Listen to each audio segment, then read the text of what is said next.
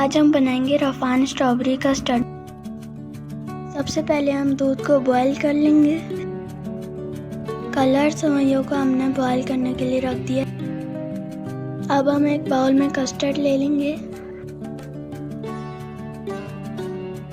अब हम इसमें पानी शामिल कर मिक्स करेंगे।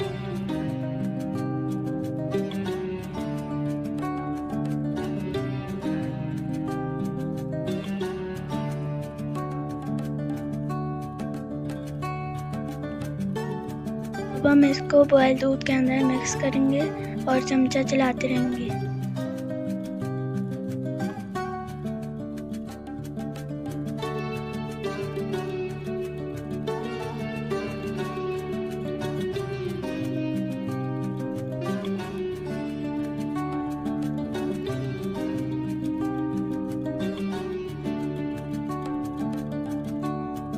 अब हम इसमें चीनी शामिल कर देंगे।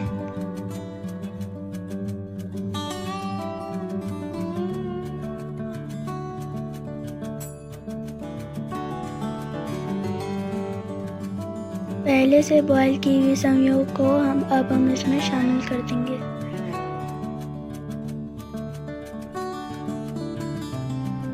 अच्छे से मिक्स करेंगे।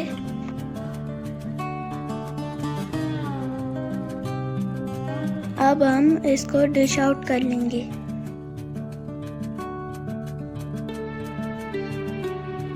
थोड़ा सा ठंडा होने के बाद अब हम इसको जेली से गार्निश कर देंगे और रेफ्रिजरेटर में रख देंगे।